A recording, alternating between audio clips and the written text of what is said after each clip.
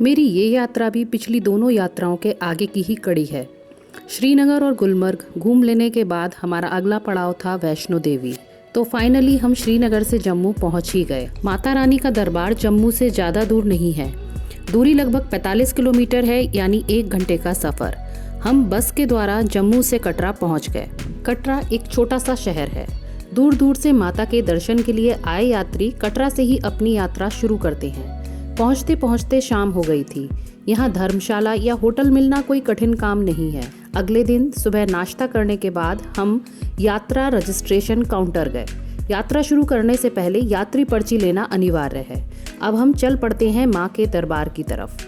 कटरा से माता के भवन की दूरी लगभग 14 किलोमीटर है। खूबसूरत नज़ारों को देखना, पैदल चलना, माता के जयकारे लगाना, सब कुछ रोमांचित कर देने वाला होता है। पूरे रास्ते में खाने पीने विश्राम करने की उचित व्यवस्था की गई है।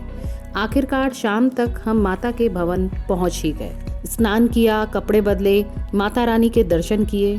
सच में मैं यहां आकर धन्य हो गई थी। माता के भवन से कुछ ऊपर भैरव बाबा का मंदिर है। ऐसा कहा जाता है कि उनके दर्शन के बिना वैष्णो देवी की यात्रा पूर्ण नहीं होती। ये काफ़ी खड़ी चढ़ाई थी, वो भी तय करी। भैरव बाबा के दर्शन भी किए, फिर उतरना शुरू कर दिया। अब सीढ़ियों का सहारा लिया और काफ़ी जल्दी नीचे भी उतर आए। हमने सुबह 10 बजे से यात्रा प्रारंभ की थी और अब रात के 10 बज रहे थे और हम अपने कमरे में थे। मन तो बहुत प्रफुल्लित था, पर पैरों को अभी भी ये लग रहा था कि वो सीढ़ियाँ उतर रहे हैं। अब थकान इतनी हो गई थी कि घर की याद आने लगी थी। अगले दिन हमने यहाँ से जम्मू की बस पकड़ी। जम्मू से आगरा की ट्रेन अगले दिन की थी, तो वो एक दिन हमने जम्मू घूमने में बिताया।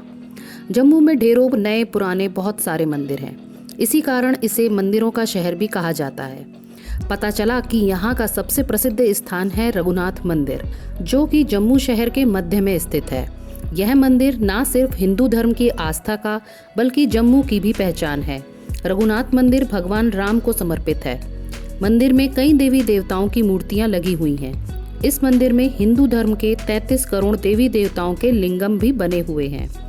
इसके बाद वहाँ का हमने लोकल बाजार घूमा, सबके लिए खूब सारी शॉपिंग की। शादी के बाद की पहली यात्रा अब अपने अंतिम चरण पर थी।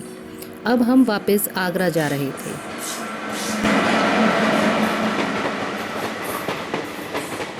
जीवन की कुछ यात्राएं दिल के बहुत करीब होती हैं और ये उन्हीं में से एक है। अच्छा, फिर मिलूंगी आपसे अपनी किसी एक यात्रा के अनुभव के साथ।